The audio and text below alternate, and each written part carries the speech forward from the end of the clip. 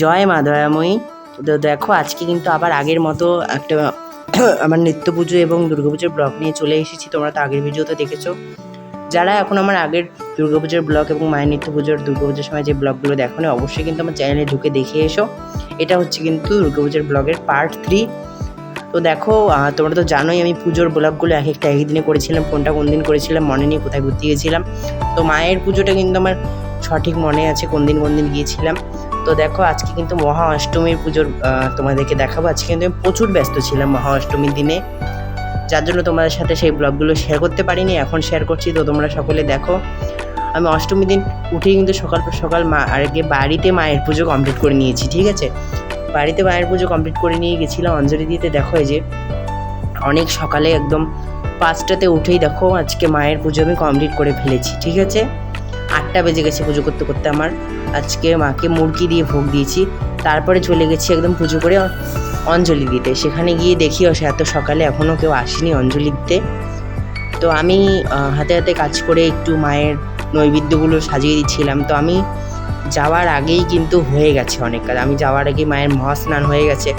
তো মায়ের ভোগ নিবেদন, অঞ্জলি হয়নি, মায়ের মেইন পুজোটা হয়নি, শুধু মায়ের মহাস্নানটা হয়েছে। তো আমি গিয়ে কিন্তু সাজিয়ে দিচ্ছিলাম মায়ের নৈবেদ্য। আর পুজোর কাজ করতে কিন্তু আমার সত্যি কথা বলতে খুবই ভালো লাগে। আর আমি দিনটার জন্য অপেক্ষা করে থাকি কখন এই দুর্গাপুজোর সময় আমি মায়ের একটু মায়ের পুজোয় হেল্প করতে পারবো। আর এই মণ্ডপটাতেই আমি আসি প্রতি বছর, বাবুপাড়াতে বা বিদ্রোহী মোড়ে বলতে পারো তোমরা।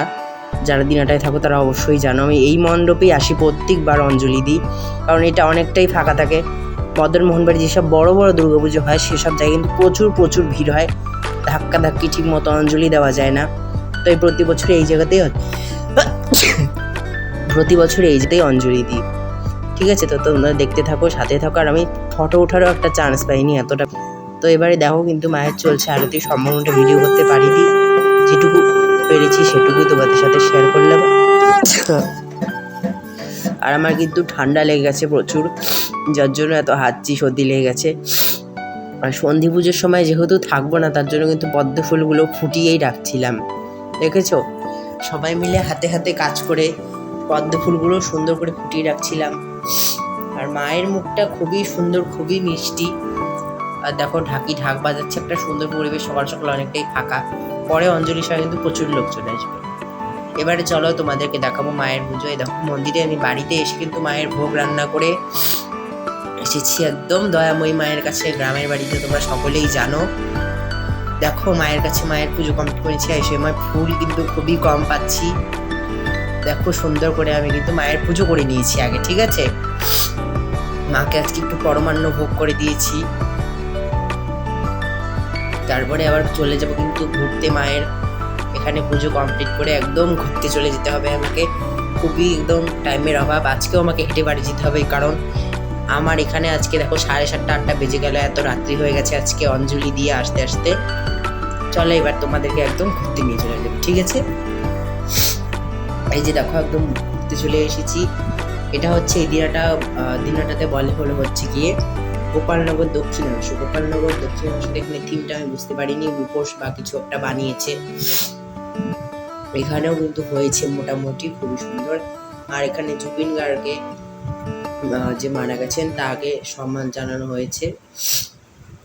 দেখো একদম কিন্তু ভিতরে ঢুকে যাচ্ছে আস্তে আস্তে। এখানেও ভিড় আছে, কিন্তু আমাদের দিনাটায় দুর্গাপুজো মানে একদম কি বলবো, চারিদিকে একদম সারা রাত্রি জেগে লোক ঠাকুর দেখে। এর আগের বার আমিও রাত্রি জেগে ঠাকুর দেখেছি, কিন্তু এবার আমি একদম রাত্রি জাগিনি, তাড়াতাড়ি শুয়ে পড়েছি, কারণ আমার সকালে উঠে বাড়ির পুজো প্লাস দয়াময়ী মায়ের পুজো। কারণ এর আগের বছর তো আমার ছিল না দয়াময়ী মায়ের পুজো। এর আগের বার দুর্গাপুজোর পরের থেকে, কালী পুজোর ঠিক আগের থেকে মায়ের পুজোর দায়িত্বটা আমার উপরে পড়ে। তো আমি মায়ের পুজোটা করছি এবছর। আমি চেষ্টা করছি মাকে এই কয়টা দিন পুজো দেওয়ার, কারণ মা কিন্তু আমাদের দুর্গার উপর বিরাজমান আছে মন্দিরে, তো করতে পারি না। তো নবমীর দিন দেখাবো তোমাদেরকে একটা কিছু বিশেষ জিনিস, সেটার জন্য তোমরা অপেক্ষা করে থাকো। তো দেখো এখানেও কিন্তু মাকে প্রচন্ড সুন্দর লাগছে, কত সুন্দর মায়ের প্রতিমাটা, দেখো অনেক সুন্দর। তারপরে আরেকটা মন্দিরে আমরা ঘুরতে চলে যাবো। ঠিক আছে, চলো। দেখো এটা হচ্ছে আরেকটা মন্দির, আমার ঠিক মনে নেই এটাও কোন জায়গা। ও না, সরি, এটা আরেকটা মন্দির নয়, এটা আমরা বের হচ্ছিলাম, সেই জায়গাটা ভুল করে আরেকটা মন্দির বলে দিচ্ছি। তো এরকম কিন্তু দুটো হয়েছিল, যার জন্য আমার মনে হচ্ছে এটা আরেকটা।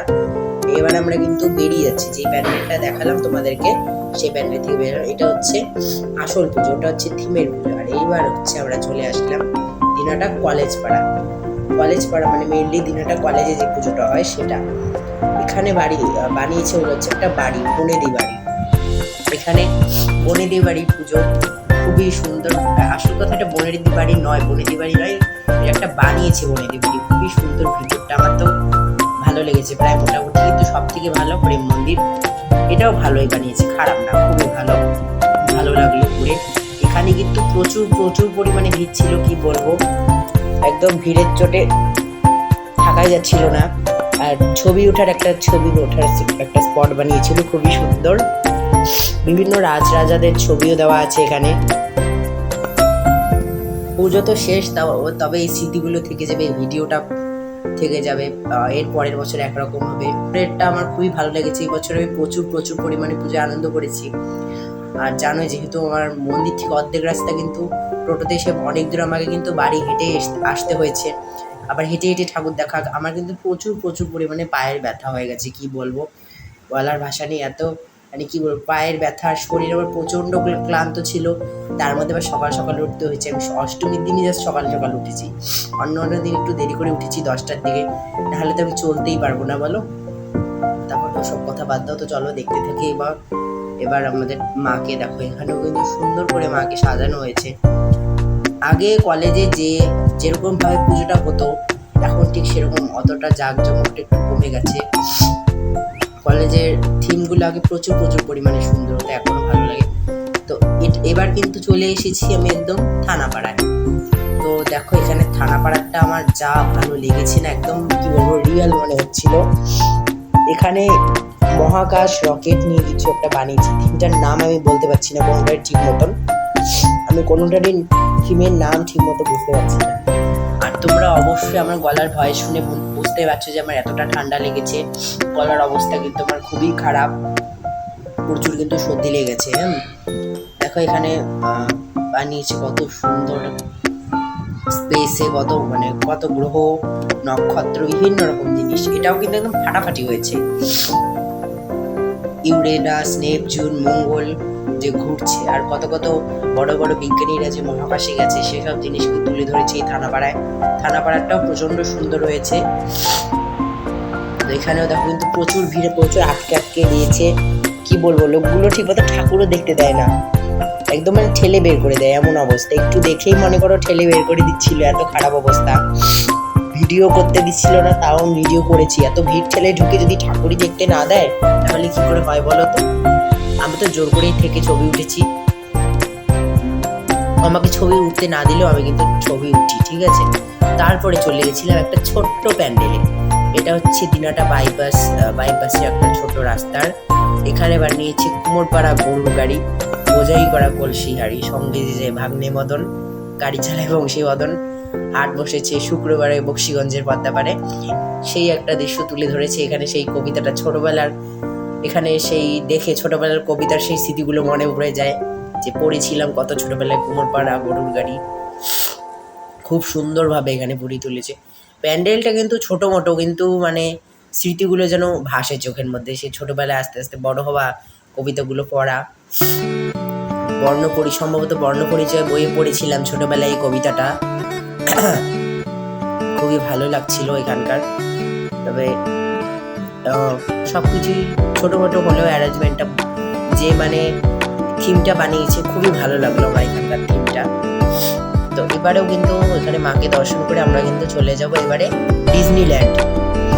দিনাটা চড়ক মাঠে বানিয়েছিল ডিজনিল্যান্ড। এখানেও কিন্তু প্রচুর প্রচুর, বাবা কি বলবো, তোমরা অবশ্যই দেখতে পাচ্ছ নিশ্চয়ই, এত মানুষের ভিড়, এত মানুষের ধাক্কাধাক্কি, প্রচুর লাইন। ডিজনিল্যান্ডটা আমারও খুব ভালো লেগেছে, এটাই সবাই দেখার জন্য একদম পাগল। প্রেম মন্দিরের পরে মনে করে এটাই দেখেছি। আর মদনমোহন বাড়িতে আমি দেখেছি আর ভিডিও করতে পারিনি, মদনমোহন বাড়িটাও খুব সুন্দর বানিয়েছে, আমি ভিডিও করিনি। আর সব ভিডিও করা আমার পক্ষে সম্ভব হয়নি, ঠিক আছে, কত ভিডিও করবো, তাও তো এইটুকু তোমাদের সামনে তুলে ধরতে পেরেছি রে মায়ের অশেষ কৃপা। দেখো দেখো প্রচুর পরিমাণে আমার ঠান্ডা লেগে গেছে। ভিডিওতে ঠিকমতো ভয়েসও দিতে পারছি না, প্রচুর ঠান্ডা লেগেছে। কি বলবো, আকাশের ওপর অবস্থা খারাপ। তো তোমরা দেখো ডিজনিল্যান্ড কত সুন্দর, খুব সুন্দর সাজিয়েছে ডিজনিল্যান্ড। তারপরে কিন্তু এত লাইন পেরিয়ে তারপরে চলে যাচ্ছে একদম ভিতরে, লাইন পেরিয়ে আস্তে আস্তে কিন্তু একদম ভিতরের দিকে চলে যাচ্ছি। এখানে মা দুর্গাকে বানিয়েছে হচ্ছে বারবি দুর্গা, কার্টুন দুর্গা বা বারবি দুর্গা, খুবই সুন্দর। একদম আস্তে আস্তে করে ভিতরে চলে যাচ্ছি।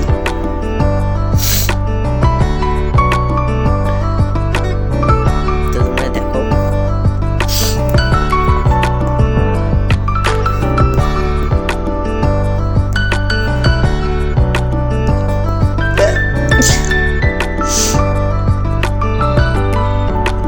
কত সুন্দর বানিয়েছে বারবি দুর্গা।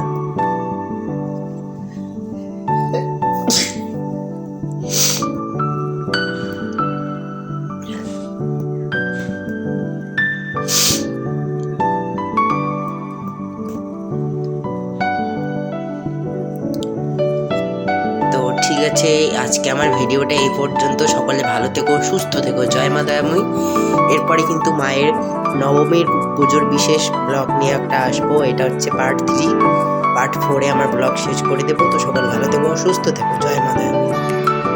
আর মায়ের কাছে যারা মানত করতে চাও অবশ্যই মোবাইলে দেখে মাকে মানত করতে পারো। কারো কোনো অসুবিধা থাকলে আমাকে কমেন্টে অবশ্যই জানাবে। তো মায়ের নবমীর পুজোর ব্লগের জন্য সকলে অপেক্ষা করো, তোমরা দেখতে পাবে। তো সকলে সুস্থ থেকো, ভালো থেকো, জয় মা।